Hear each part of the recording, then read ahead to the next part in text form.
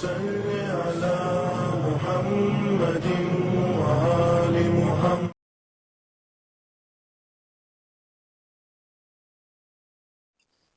اعوذ باللہ السمیع العلیم من الشیطان اللعین الرجیم. بسم اللہ الرحمن الرحیم. الحمد للہ رب العالمین وبہ نستعین وہو خیر ناصر ومعین وصلی اللہ علی محمد وآلہ الاطیبین الاطہرین. اللہم صل علی محمد وآل محمد. اما بعد فقد قال اللہ تبارک و تعالی فی القرآن الکریم. بسم اللہ الرحمن الرحیم. یا ایہا الذین آمنوا کتب علیکم الصیام کما کتب علی الذین من قبلکم لعلکم تتقون. ناظرین گرامی، السلام علیکم ورحمۃ اللہ وبرکاتہ. سب سے پہلے ہم آپ حضرات کی خدمت میں ماہ مبارک رمضان کے برکات اور فیوزات سے بہرہ مند ہونے کی آپ کی طرف سے اور اپنی طرف سے پروردگار کی بارگاہ میں دعا کرتے ہیں کہ پروردگار ہمیں اس مہینے کی تمام تر رحمتوں، برکتوں اور فیوزات سے بہرہ مند ہونے کی توفیق عنایت فرما. آج پھر ہم حاضر ہیں آپ حضرات کی خدمت میں ماہ مبارک رمضان سے متعلق ایک گفتگو کو لے کر، جس کے لیے ہم نے عنوان کلام کے طور پر ایک آیہ شریفہ کی تلاوت کا شرف حاصل کیا ہے، جس میں اللہ صاحبان ایمان سے خطاب فرماتے ہوئے کہتا ہے کہ اے صاحبان ایمان، روزہ تمہارے اوپر بالکل ایسے ہی فرض کیا گیا ہے جیسا تم سے پہلے والوں پر فرض کیا گیا تھا، اور اس لیے فرض کیا گیا کہ ہو سکتا ہے کہ تم اسی روزے کی وجہ سے متقی بن جاؤ اور تقوی حاصل کر سکو. یہ ہے اس آیہ کریمہ کا ظاہری ترجمہ. ماہ مبارک رمضان سے متعلق ہماری گفتگو پہلے بھی جاری تھی، اور آج کی جو گفتگو ہے اسی سے تھوڑا سا کچھ متصل گفتگو ہے اور ملتی جلتی گفتگو ہے، جو گفتگو ہم پہلے کر چکے ہیں. ماہ مبارک رمضان کی عظمت، فضیلت اور اہمیت کو بیان کرتے ہوئے رسول اسلام نے اپنے خطبہ شعبانیہ میں فرمایا تھا کہ یہ وہ مہینہ ہے کہ جس میں روزہ دار بندہ اللہ کا مہمان ہوتا ہے، یعنی بندہ مہمان ہوتا ہے، خدا اس کا میزبان ہوتا ہے. یہ اس لیے کہا گیا چونکہ جب انسان اس مہینے میں روزہ رکھتا ہے اور پھر وہ اس کے لیے وقت افطار آتا ہے تو اس وقت کہا جاتا ہے کہ روزہ دار بندہ اللہ کا مہمان ہے.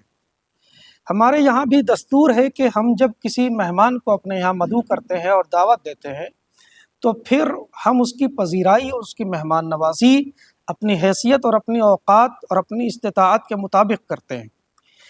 لیکن اس مہینے میں ہم مہمان ہیں پروردگار کے. پروردگار ہمارا میزبان ہے. ہماری استطاعت محدود ہے، ہماری قدرت محدود ہے، لیکن پروردگار کی استطاعت لامحدود ہے، اس کی قدرت لامحدود ہے.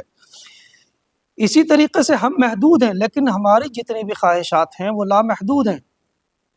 خواہشات کا لامحدود ہونے کا مطلب یہ ہے کہ ہم مثلا ایک نعمت اللہ کی طرف سے ملی، حاصل ہوئی، تو پھر اب یہ تمنا رہتی ہے، دوسری خواہش پھر ابھرتی ہے کہ اب ایک اور اس سے اچھا ملنا چاہیے. پھر جب دوسری مل جاتی ہے کہ اب تیسری اس سے اچھا ملنا چاہیے. یعنی ہماری خواہشیں لامحدود ہیں. تو اب ہمیں ضرورت ہے کہ ہم اپنی لامحدود خواہشوں کو کیسے ختم کر سکیں اور اس کی خواہشات کی پیاس کو کیسے خاموش کر سکیں اور بجھا سکیں. لہٰذا خواہشات ہماری لامحدود ہیں، پروردگار کی قدرت اور پروردگار کی استطاعت بھی لامحدود ہے. لہٰذا لامحدود خواہشوں کو لامحدود استطاعت اور قدرت سے اگر انسان متصل کر دے تو یقیناً خواہشات کو خاموش کرنے میں اور اپنی زندگی سکون سے بسر کرنے میں اس کو ایک کمک حاصل ہو سکتی ہے اور اس کی خواہشات کا خاتمہ ہو سکتا ہے۔ اب دوسرا مسئلہ یہ ہے کہ ہم جب کسی مہمان کی مہمان نوازی کرتے ہیں تو ہم اس کے جسم کا خیال رکھ کے اس کی مہمان نوازی کرتے ہیں۔ مثلا ہم اگر کسی کے یہاں جائیں تو فوراً پوچھتا ہے میزبان کہ آپ کو کیا پسند ہے، یعنی وہ ہمارے جسم کا خیال رکھتا ہے اور ہمارے جسم کے مطابق ہماری مہمان نوازی کرتا ہے۔ لیکن اس ماہ مبارک رمضان میں بندہ اللہ کا مہمان ہے۔ اللہ صرف بندے کے جسم کا خیال نہیں رکھتا ہے، بلکہ اللہ جانتا ہے کہ میرا بندہ دو چیزوں سے مرکب ہے، ایک جسم دوسرے روح، لہٰذا اللہ اس مہینے میں انسان کے جسم کا بھی خیال رکھتا ہے اور انسان کی روح کا بھی خیال رکھتا ہے۔ جسم کی تشنگی تو ختم ہو سکتی ہے، لیکن روح کی تشنگی بغیر پروردگار سے اتصال کیے ہوئے ختم نہیں ہو سکتی، اور اپنے آپ کو جب انسان پروردگار سے متصل کر لے گا تبھی اس کے روح کی تشنگی ختم ہو سکتی ہے۔ اور روح کی تشنگی ختم کرنے کے لیے ہمیں کرنا کیا ہے، ہمیں کیا کرنا چاہیے؟ اسی لیے خود کہا ہے کہ اگر تم ہم سے اپنے آپ کو متصل کرنا چاہتے ہو اور ہم تک آنا چاہتے ہو تو ہم نے اپنے تک پہنچنے کے لیے چھوٹی چھوٹی چیزوں کو وسیلہ بنایا ہے اور ذریعہ بنایا ہے۔ مثلا یہ کام کرو گے، یہ عمل انجام دو گے تو تم پروردگار سے 2 قدم نزدیک ہو سکتے ہو، یہ عمل انجام دو گے تو پروردگار سے 10 قدم نزدیک ہو سکتے ہو، اور پھر یہاں تک کہ منزل وہ آئے گی کہ بندہ اپنے پروردگار سے اس قدر نزدیک ہو جائے گا اور اتنا قریب تر ہو جائے گا کہ پروردگار کی آواز آئے گی، ادنو منی، میرے حبیب اور قریب آ جا، میرے بندے اور قریب آ جا۔ ایک نقطہ اور ماہ مبارک رمضان کے حوالے سے، یہ مہینہ اللہ کا وہ برکتوں والا مہینہ ہے اور وہ رحمتوں والا مہینہ ہے کہ اس میں ہر نیکی کا ثواب اور ہر عمل کا ثواب کئی گنا زیادہ ملتا ہے۔ مثلا جتنا ثواب عام دنوں میں پورے قرآن کے ثواب ختم کرنے کا ثواب ہے، صرف اس ایک مہینے میں ایک آیت کا اتنا ہی ثواب عطا کرتا ہے اللہ جتنا عام دنوں میں پورے قرآن کو ختم کرنے کا ہے۔ دوسرا، نمازوں میں، مثلا نافلہ نمازوں میں، رمضان میں ایک نافلہ نماز کا ثواب 70 رکعات کے برابر ہے۔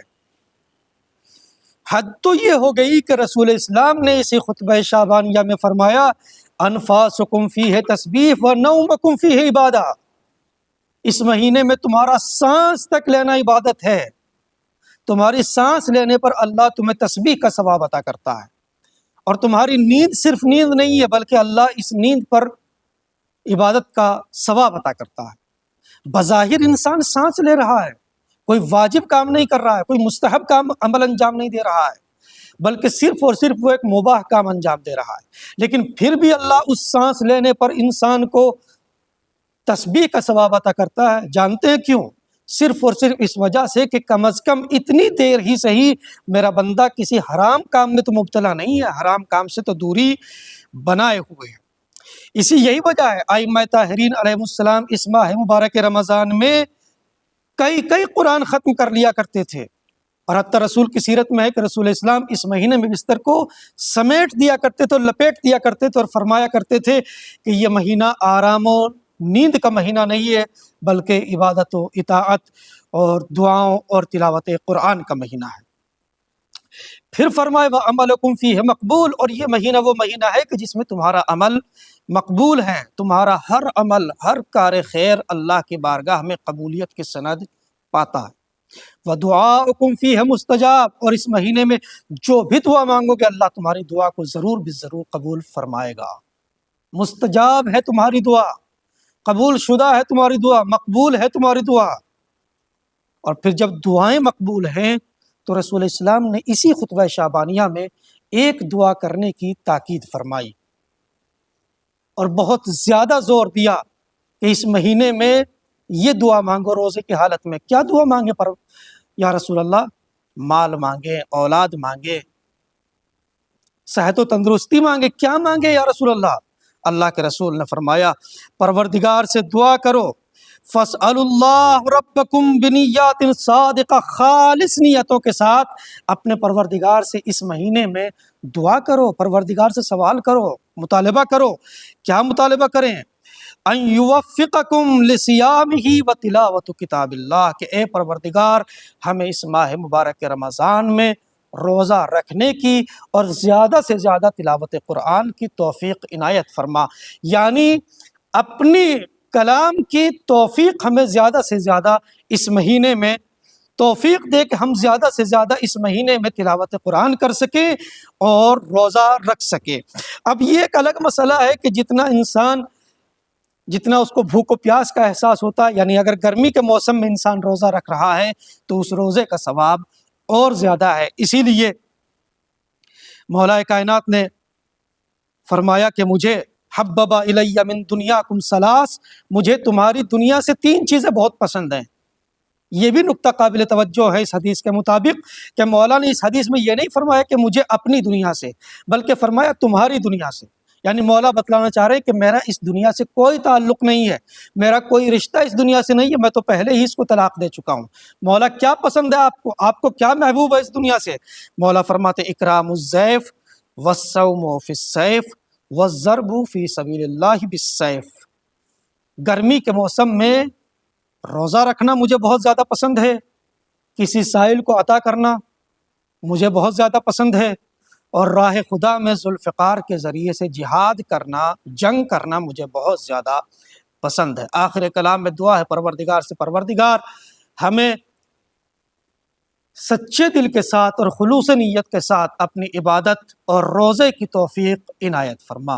وآخر دعوانا ان الحمد للہ رب العالمین، والسلام علیکم ورحمۃ اللہ وبرکاتہ۔